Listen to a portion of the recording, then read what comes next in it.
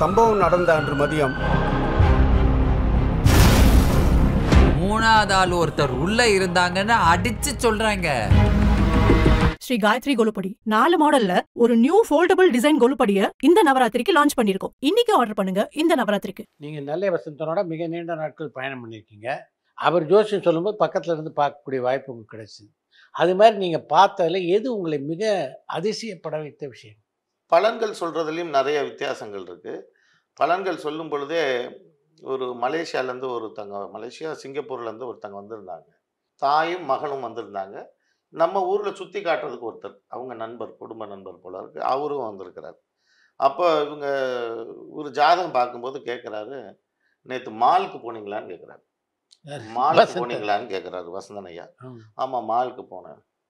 அங்கே போய் நகை கடைக்கு போனியான்னு கேட்குறாரு.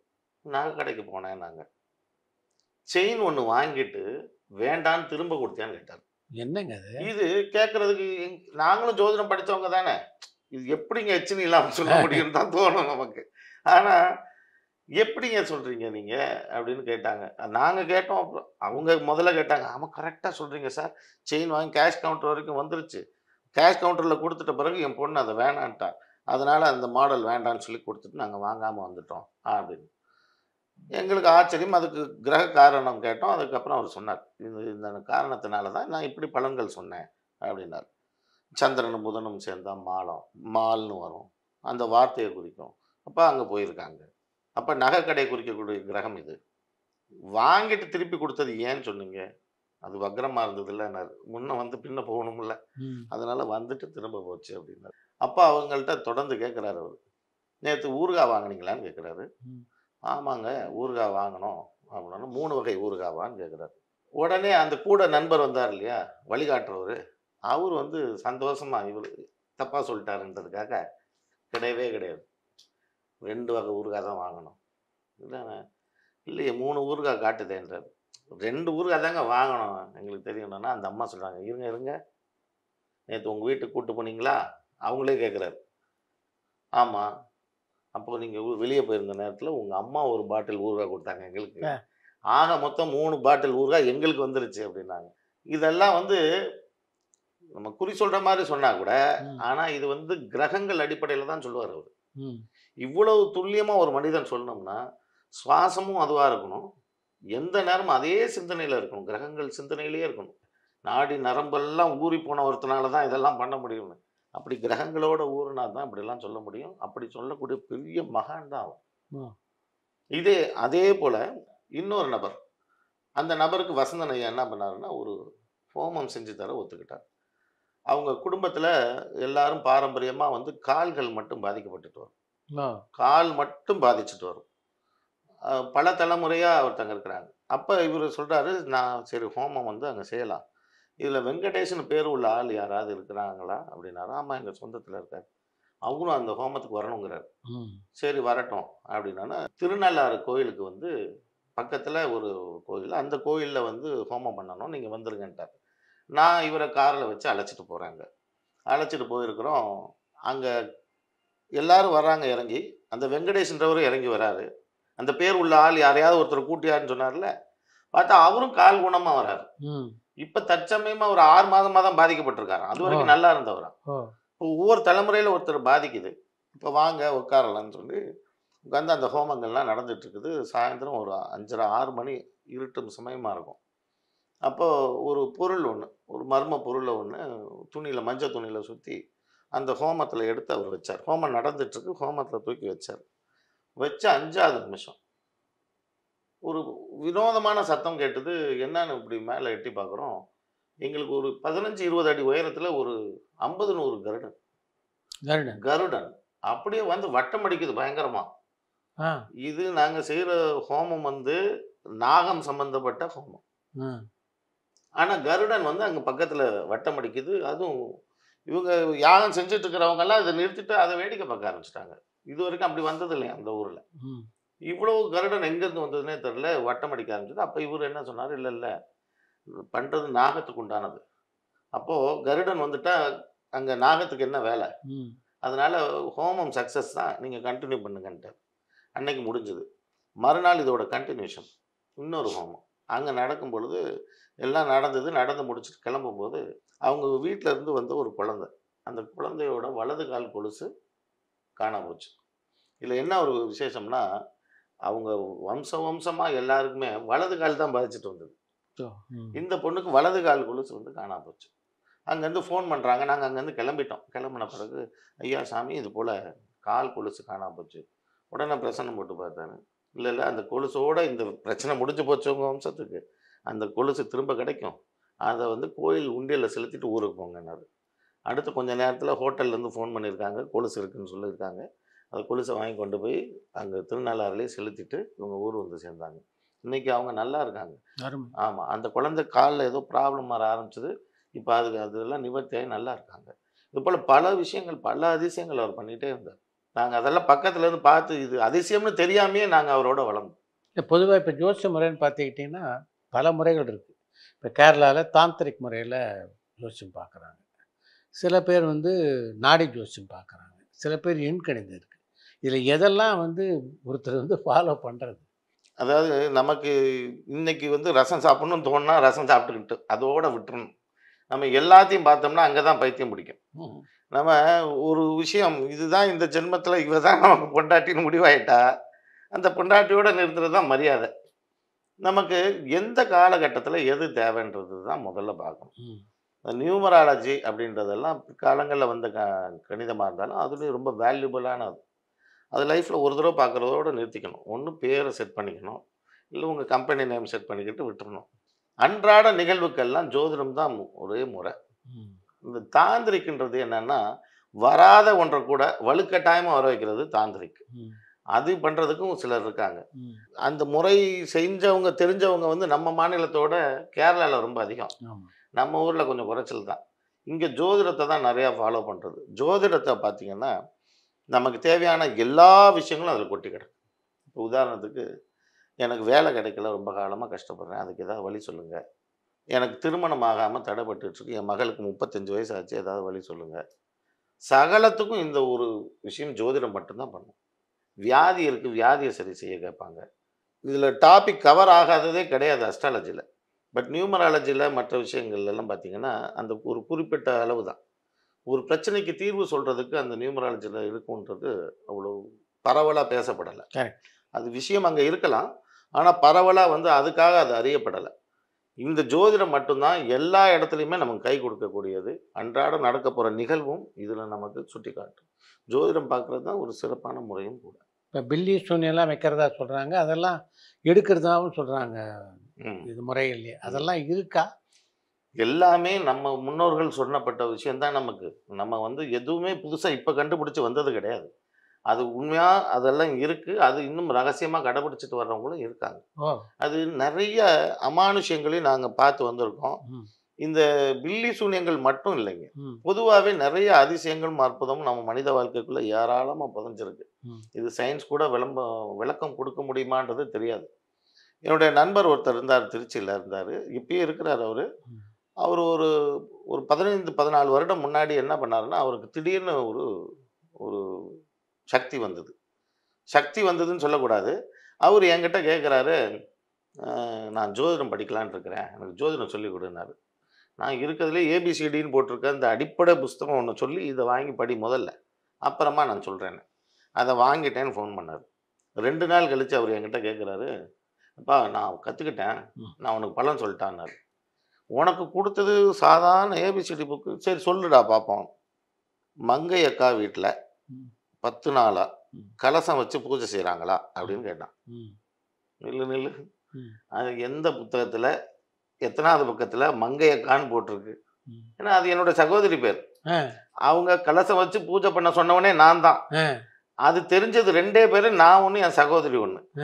ஆனால் அவர் சொல்கிறாரு, அவர் திருச்சியில் இருந்துட்டு சொல்கிறார், நீ உண்மையை சொல்லு அப்படின்னா. இல்லை இன்னும் பலன் சொல்கிறேன் கேளு. உங்கள் அதிகாரி ஒருத்தர் உனக்கு இந்த மாதிரியான ஒரு தொந்தரவு கொடுத்தாரா அப்படின்னு கேட்குறான். இதெல்லாம் இந்த புத்தகத்தில் இருக்க வாய்ப்பு இல்லை, அது ஏபிசிடி மட்டும்தான் இருக்கும் அதில். இதை வச்சு எப்படி சொன்ன அப்படின்னு அவரை போட்டு நோண்டும் போது அவர் சொல்கிறாரு, இல்லைப்பா கொஞ்ச காலமாக எனக்கு அப்படியே விஷனாக தெரியுது, படமாக ஃபோட்டோவாக தெரியுது. அது நான் அதை அப்படியே சொன்னேன்னா எனக்கு குறி சொல்கிறவன்னு சொல்லிடுவாங்களோன்னு எனக்கு கொஞ்சம் சங்கடமாக இருக்குது. அதனால தான் ஒரு ஜோதிடம்ன்றத ஒன்று பேஸாக வச்சுக்கிட்டு அதை வச்சு சொல்லலான்னு பார்த்தேன். இருக்க ஜோசியர் போகிறோம், ஏற்கனவே இங்கே பேரை கெடுக்கிற நீ வேற வேற அதை வேற அப்படின்னு சொல்லிட்டு, என்ன விஷயம் உனக்கு தோன்றதெல்லாம் சொல்லுப்பா, நான் எதுவும் இது பண்ண மாட்டேன். இங்கே நான் காரில் போயிட்டுருக்கிறேன், என்னுடைய விஷனில் என்னெல்லாம் தெரியுதோ அதை அவர் சொல்கிறாரு. இப்போ உதாரணத்துக்கு இப்போ ஃபோன் பண்ணுறோம்னா, இப்போ அவர் பண்ணுறாருன்னா உங்களை சொல்லுவார். உங்க என்ன கலர் பேனா, ஒருத்தர் பேனா இந்த கலர் பேனா வச்சிருக்கிறாரா, இந்த கலர் சட்டை போட்டிருக்காரா, அவரு கண்ணாடி போட்டிருக்கிறாரா, கேமராமேன் இந்த கலர் சட்டை போட்டிருக்காரா சொல்லுவாரு. இது எல்லாம் பார்த்த மாதிரியே சொல்லுவாரு. அது மட்டும் இல்லை, உங்க வீட்டுக்குள்ள நுழைவார். அங்கிருந்து அவங்க வீட்டில் இப்படி மேலே போகும்போது சாமி ரூம்ல மேல் ஷெல்ஃபில் ஒரு எந்திரத்தை கொண்டு வந்து வச்சிருக்கிறாங்க. அந்த எந்திரம் வந்ததுலேருந்து அவங்க வீட்டில் இந்த பிரச்சனை நடந்திருக்கு, அதை அவர் எடுத்து கொண்டு போய் கடலில் போட சொல்லு வரைக்கும் சொல்லுவார். எப்படிங்க அது எப்படிங்கன்றது தான் எனக்கும் தெரியாது. அதுதான் சொல்கிறேன், ஆச்சரியம் அதிசயம் இந்த உலகத்தில் நிறையா இருக்குது. ஆனால் அவர் சொல்லி ஒரு மாதம் சொல்லுவார், ஹாஸ்பிட்டலில் அட்மிட் ஆகி ஒரு 4-5 லட்சம் செலவு பண்ணுவார். ஏதாவது உடம்பு முடியாமல் போயிடும். இது வரைக்கும் அவர் உடம்புல ஒரு 8-10 ஆப்ரேஷன் பண்ணியிருக்கிறாங்க. வயிற்றை இப்படி கிழிச்சிருக்கிறாங்க, இப்படி கிழிச்சிருக்காங்க. அது ஒரு 10 நாள் சொன்னாருன்னா, ஒரு மாதம் சொன்னாருன்னா உடம்பு முடியாமல் போயிடுவார். அதுக்கு பயந்துக்கிட்டே இப்போ யாருக்கும் சொல்கிறதில்ல. இப்போ எப்பயாவது தோணுதுன்னா, ரொம்ப அடக்க முடியலன்னா எனக்கு ஃபோன் பண்ணுவார். எப்பா அது சொல்லன்னா பைத்தியம் பிடிச்சிரும் போல இருக்கு, இப்போ இப்படி ஒன்று தோணுது. அவர் சொல்லி 10 வருடம் முன்னாடி சொன்னார் சம்பவங்கள்லாம். 10 வருடம் கழிச்சு ஒரு புள்ளி மாறாமல் நடந்த விஷயங்கள்லாம் இருக்கு. இதெல்லாம் இந்த அதிசயங்கள்லாம் நீங்கள் போய் விஞ்ஞானிகிட்டேயோ யார்கிட்டையோ சொல்லுங்க, என்ன ப்ரூஃப்னு கேட்பாங்க, என்ன இதுக்கு என்ன ஆதாரம்னு கேட்பாங்க. கண்ணுக்கு தெரியாத விஷயங்களுக்கு நம்ம எப்படி ஆதாரம் சொல்ல முடியும்? அவங்களால இதை ப்ரூஃப் பண்ண முடியாது. ஆனால் இது உண்மைன்னு அவங்க ஒத்துக்கிட்டு தான் ஆகணும். ஏன்னா அவங்க வீட்டில் இருக்கிறவங்க என்ன பண்ணிட்டு இருக்கிறாங்கன்னு சொல்லுவார் அவர். ஏற்கனவே ஒருத்தர் நம்புங்கள் நாராயணன் ஒருத்தர் இருந்தாங்க தெரியுங்களா, அவங்க இது போல் இந்த சில விஷயங்களை தான் சொல்லுவாங்க. நீங்கள் உங்கள் வீட்டுக்கு ஃபோன் பண்ணி ஏதாவது ஒரு 5 நம்பர் சொல்லுன்னா இவர் எழுதியிருக்க நம்பர் தான் அவங்க சொல்லுவாங்க. இது எதில் ப்ரூவ் பண்ணுவாங்க சயின்ஸில்? அது போல் சக்தி மிக்கவங்க இங்கே இருக்கிறாங்க. இன்னும் அமானுஷம் நிறைஞ்சவங்க இந்த இதில் நிறைய பேர் இருக்கிறாங்க. நம்ம அதெல்லாம் நம்மளுடைய அனுபவத்தில் நிறைய பார்த்து வந்திருக்கோம். வாசியோகம்னு ஒன்று உண்டு. இந்த வாசியோகம்னா என்னன்னா, நம்முடைய சுவாசத்தின் மூலமாக இறைவனை பிடிச்சி வழிபடும் முறை ஒன்று. அதை கொண்டு சிலர் நிறைய காரியங்கள் சாதிக்கலாம்னு சொல்லுவாங்க. இப்போ இங்கே உட்காந்துட்டு அந்த ரோட்டில் போகிற ஒரு சைக்கிளில் போகிறவரை இடறி விழ செய்ய முடியும். இவங்க இந்த மூச்சை இழுத்து இப்படி விட்டாங்கன்னா இடறி விழுந்துருவார் அவர். யாரை வேணால் கண்ட்ரோல் பண்ண முடியும். நீங்கள் மனதில் நீங்கள் என்ன நினச்சிக்கிட்டு இருந்தீங்கன்னாலும் அந்த மனதில் நினச்சா நீங்கள் சொல்ல முடியும். எனக்கு சிறு வயதுலேருந்து ஒரு பழக்கம் உண்டு. ஏதாவது ஒரு மேத்தமெட்டிக்ஸ் ஒரு கணக்கு போடுறேன், அந்த கணக்கு எனக்கு புரியல அப்படின்னா மனசுக்குள்ளே எங்கள் அம்மா சொல்லி கொடுத்த ஒரு சின்ன ஸ்லோகம் உண்டு. சர்வமங்கல மாங்கல்யே தான், அது வேறு ஒன்றும் இல்லை. சர்வமங்கல மாங்கல்யே சிவே சர்வார்த்த சாதகன்னு சொன்னேன்னா அது எனக்கு புரிஞ்சிடும்னு எனக்கு ஒரு நம்பிக்கை. அப்போ ஒரு முறை வாசியோகம் தெரிஞ்சவர் தான் மதுரை பொன்னையா சுவாமி. அவர்கிட்ட நான் ஒரு மாணவர் தான். அப்போது அவர் போர்டில் அங்கே திரும்பி எழுதிட்டு இருக்கிறார். அது எனக்கு புரியலன்னா நான் இங்கே சர்வமங்கல மாங்கல்யே சிவே சர்வார்த்த மனசுக்குள்ளே சொல்கிறேன்.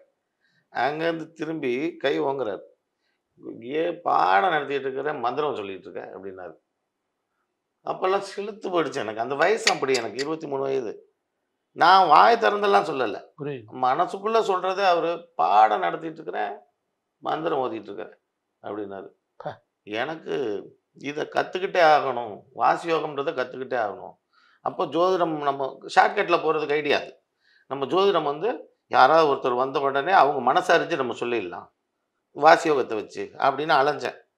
வாசியோகம் யார் யாரோ இவங்களை பார்த்து கேட்டேன், அவங்கள பார்த்து கேட்டேன். கடைசியில் எழுத்தாளர் பாலகுமாரன் ஐயா இருக்காங்க இல்லையா, அவங்க திருச்சியில் எங்களுக்கு அறிமுகமாகும்போது அவர் அவர்கிட்ட இந்த ஆசையை சொன்னேன், எனக்கு வாசியோகம் கற்றுத்தரீங்களா, மெட்ராஸ் வாங்க அப்படின்னாரு. நான் கற்றுத்தரேன் அப்படின்னாரு. மெட்ராஸுக்கு இறங்கிட்டு அவருக்கு ஃபோன் பண்ணுறேன், நான் வாசியோகமாக கற்றுத்தரேன்னு சொன்னேன். அது ரொம்ப பெரிய சமாச்சாரமாச்சே தம்பி, அது நீங்கள் வீட்டுக்கு வாங்கன்னார். வீட்டுக்கு போனோடனே நீங்கள் சம்சாரத்தில் இருக்கும்போது அது பண்ண வேண்டாம், அது நம்மளை நிலை மாற்றி விட்டாலும் விட்டுரும், அதனால் உங்களுக்கு வேறு தீட்சை தரேன்னு சொல்லி வனதுர்கா மந்திரம் தீட்சை கொடுத்து தியானத்தில் தீட்சை கொடுத்து அனுப்பினார். இது போல் இந்த வாசியோகம் தெரிஞ்சவங்க மத்தியில் ஒரு முறை உட்காந்துருக்கிறேன். நானும் என்னுடைய நண்பர் 2 பேரும் உட்காந்துருக்குறோம். இந்த பக்கம் ஒரு வாசியோகம் தெரிஞ்சவர், இந்த பக்கம் ஒரு வாசியோகம் தெரிஞ்சவர். நாங்கள் தரையில் உட்காந்துருக்கோம். அப்போது இவங்கக்குள்ள நானா நீயான்ற போட்டி. ம் நான் பெரிய ஆளா வாசியில், நீ பெரிய ஆளான்ட்டு. ம் இவங்க அந்த மூச்சுலேயே சுவாசத்திலேயே என்னவோ பண்ணிக்கிறாங்க. ம் இடையில உட்காந்துருக்க எனக்கு காதில் ஏதோ பெரிய சத்தம் வந்து அப்படி ஒயின்னு சவுண்ட் வந்து அடிக்குமே, ம் அது போல் சத்தம் எனக்கு. காதை பிடிச்சிட்டு நான் எழுந்து வெளியே போகிறேன். என் பின்னாடி கூட நடுவில் உட்காந்துருந்தாரு இன்னொரு ஃப்ரெண்டு. அவரும் ஓடி வராரு. ம் என்னன்னா அவரு காதும் அதே போல் வலி, அதே போல் சத்தம். ஆனால் அந்த இடத்துல எந்த பேச்சும் கிடையாது, எதுவும் கிடையாது. இவங்கக்குள்ள மர்மமாக ஏதோ சண்டை போட்டுக்கிறாங்க. நாங்கள் நடுவில் சிக்கினவங்க மாட்டிக்கிட்டோம். வாசலுக்கு ஓடி வந்து என்னன்னா காது வலிக்குதுங்க, என்னன்னா எனக்கும் வலிக்குதுங்க.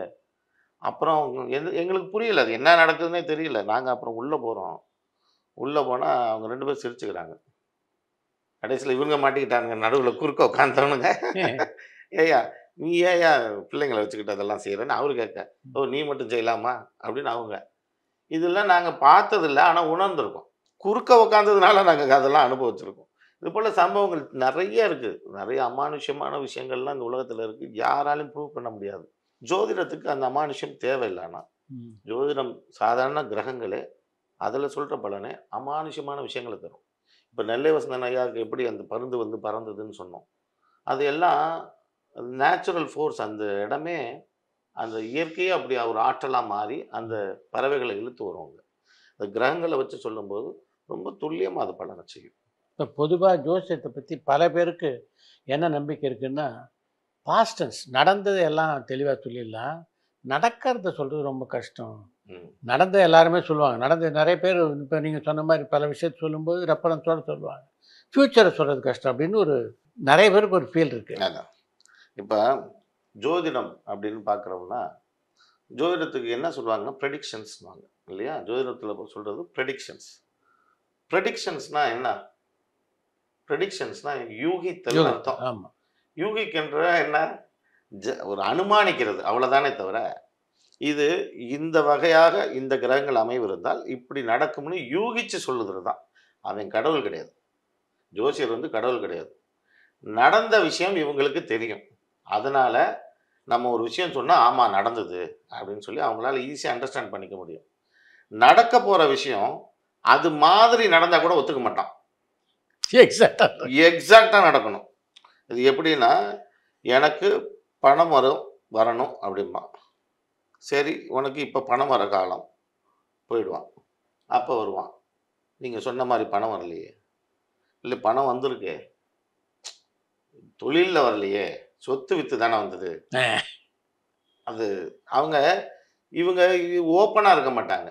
இது ஒரு நிகழ்வு நடக்கணும்னா அந்த நிகழ்வு ஏதாவது ஒரு ஃபார்மில் நடக்குதா? இப்போ வேலைன்னா நான் நினச்ச வேலை கிடைக்கலன்னு வருவாங்க.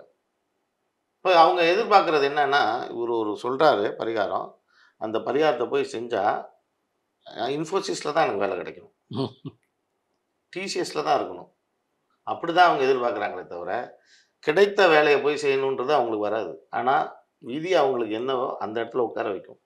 இந்த கிரகங்களால் கண்டிப்பாக நடக்க போகிற விஷயங்களை யூகிக்க முடியும். ஆனால் நீங்கள் நினச்சவாறு இல்லை. நிச்சயம் அதுக்குண்டான ரிசல்ட் கண்டிப்பாக 100% வரும். உங்களுடைய எதிர்பார்ப்பை பொறுத்து அது மாறுபடும், அவ்வளோதானே தவிர மற்றபடி அது நடக்கும். ஜாதகத்தை பார்த்து என்னென்ன விஷயங்களை துல்லியமாக சொல்லலாம்? 12 கட்டம், 9 கிரகம், இதுதான் உங்கள் எல்லார் கண்ணுக்கும் தெரியும். அந்த 12 கட்டம் எதுக்காக போட்டிருக்கு? ஒவ்வொன்றும் நம்ம வாழ்வியல் அங்கத்தை சொல்லும். இப்போ நீங்கள் நெல்லை வசந்தன் தவிர பல ஜோசியரை பார்த்துருக்கீங்க. இதில் வந்து உங்களை மிரட்டின பேர் நிறைய பேர் சொன்னீங்க. அது மாதிரி உங்களை அதிசயிக்க வைத்த ஜோசியர்கள் யார் யார்? ஏன்னா அதிசயிக்க வச்ச பேர் வந்து 2 பேர் இருக்காங்க. ஒருத்தர் மதுரை பொன்னையா சுவாமி. ஒரு பக்கம் வாக்கிய பஞ்சாங்க முறை இருக்குது, ஒரு பக்கம் திருக்கணித முறை இருக்குது. திருக்கணித படி பார்த்தீங்கன்னா, வாக்கியப்படி பார்த்தீங்கன்னா ராசியை கூட சில நேரத்தில் மாறுது. எதை தான் ஃபாலோ பண்ணுவாங்க சாதாரண மக்கள்? உங்கள் செருப்புக்கு ஏற்ற மாதிரியான காலை வந்து நீங்கள் தயவு செஞ்சு வெட்டிக்காதீங்க. உங்கள் காலுக்கு ஏற்ற மாதிரியான செருப்பாக பார்த்து வாங்கி போட்டுக்கோங்க.